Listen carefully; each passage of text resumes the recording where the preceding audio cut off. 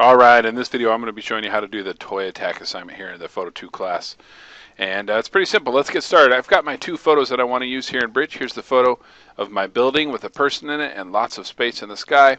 Here's the photo of the toy I'm going to use. They're both going to work great, and I'm going to select both of them by clicking on one, then holding down Control and clicking on the other. And then I'm just going to double click on one of them, and that will open them up in Photoshop. So here they are all opened up. You can see I've got the image here, and then I've got this toy image right here. We're going to start on this one, and really all we want to do is we want to get just the toy into the other photograph. I'm going to start by grabbing the either rectangular or elliptical marquee tool. It doesn't really matter which one. Do make sure that your feather up here at the top of the screen is on 0, and then just click and drag a shape around the toy. Don't try to get super close. In fact, you want to leave a little extra to work with, just in case. And once I've got a good selection, I'll switch over to my Move tool, keyboard shortcut V, and I'm going to click here inside the selection. I'm going to click and drag up over to the other tab. I'm going to hold it there for a second until this picture switch. Then I'm going to drag it down and let go. And there you go. I now have these two together. I can come over to this one, and for now I'm done with it. I'm going to go ahead and close it. All right, now all we got to do is just remove the background and the fingers and then make it look like the toy is coming from behind the school. We're going to do all this with selections and layer masks. Let's start by selecting the toy. I'm going to zoom in on this bad boy, and I'm going to grab my quick selection tool, which is hanging out right here. Keyboard shortcut for it is W, and I'm going to start clicking and dragging to select the toy. Now this was a well taken photograph, and this cutout is going to be pretty easy to make. I'm not going to include the fingers because I don't want those. And I'm just going to go around and check all the way around my edges and make sure I got everything. Whoops, forgot the hand here. Now you can see I also got a little bit of the sky right there. We want to get rid of that because we don't want the sky in the photo. What I'm going to do is make my brush a little bit smaller, and I'm going to hold down the Alt key. And you'll notice that that little plus sign inside of my cursor, when I hold down Alt, turns into a minus sign. And that means it will deselect things. So while holding down Alt, I'm going to click in that little blue area. And I could, even if I wanted to, be a little more precise and come in and hold down Alt and click right there.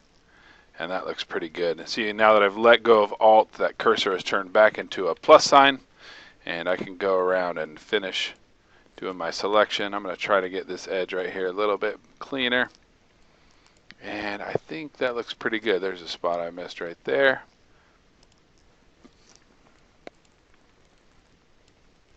It doesn't have to be super perfect, but the better we can get it here, the easier it will be later. And I feel like that looks pretty good right there. So what I'm going to do now is I'm going to come up here to the top of my screen and click on Refine Edge, and this box is going to pop up. What I do when this box pops up is I always reset everything to 0, and the easiest way to do that is to select the number in the radius slider, press 0, then tab, then 0, then tab, then 0, then tab, then 0, then tab, then 0, and then we're good.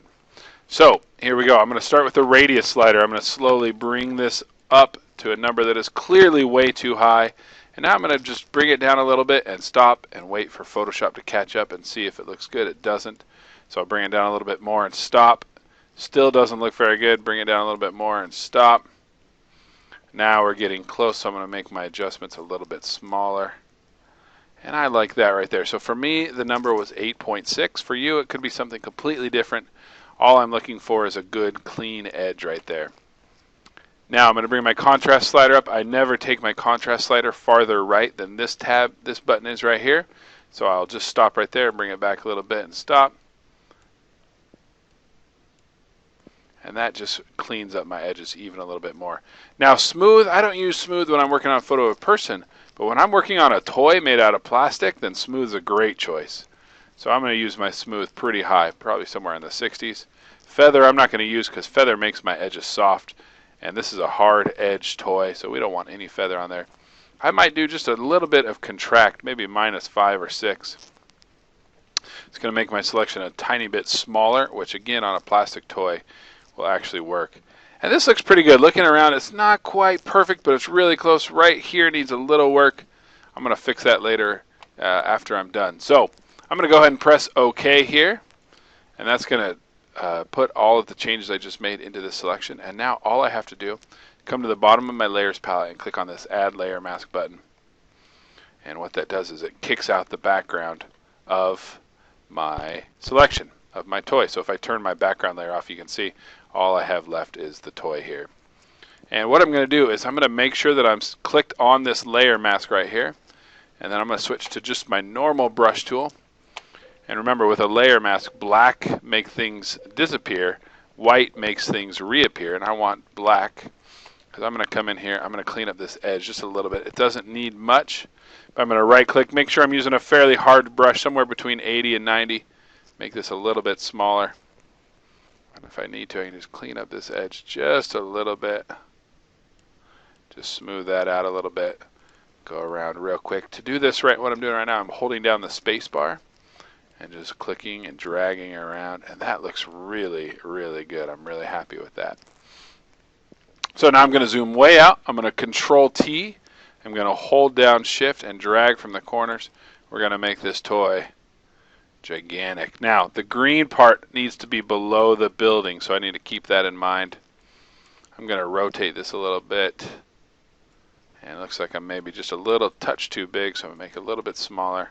I'm going to make sure that green part of the toy stays below the building. Perfect. Now, how do we make the toy look like it's coming from behind the building? Your first thought might be to use this layer mask and to grab a black brush. And I'm just going to do this super fast to do your cutout like that. And let's say that looks perfect. Let's just pretend. The problem with doing it this way is that if we decide we want to move the toy, well, now we're screwed and we got to start over because now we have this big gap, or it looks like that. So there is a better way, and it's like this. What I do is I come down and I duplicate my background layer by pressing Control J.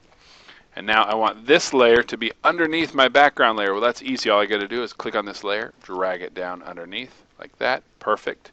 Now I'm going to add a layer mask to background copy. Grab my big black brush and just start erasing the sky of this layer. What I'm doing is erasing the sky of that layer. And I'm going to get as close as I can to the building without touching the building. And that's about as close as I want to get. So now I'm going to zoom way in, and I'm going to use a much smaller brush.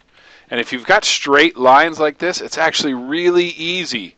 What you're going to want to do is click one time right about there, and then hold down Shift on your keyboard and click right about there. Look at that. Beautiful. Thank you, Photoshop. Now I'll I'll just click right there, and then I'll Shift click over here. You'll notice I'm cutting off a tiny, tiny bit of the roof, and I am okay with that. The reason why we do it this way is now if I want to move my toy, I can, and I don't have to start over. I may have to come in, and you can see I need to clean up just a little bit right there on this layer mask because the toy is wider here than it was before. But I can move my toy around without having to start completely over. And there you go. Once you've gotten that far, you're done. Now you're just going to go to File. Oh, excuse me. Let's real quick come up and do our levels and our hue and saturation, just like we do on every photo we turn in. Then we'll go to File, Save it as a PSD, then File, save it as a JPEG, and that JPEG is a file that you'll upload to Flickr and turn in on Canvas. Good job.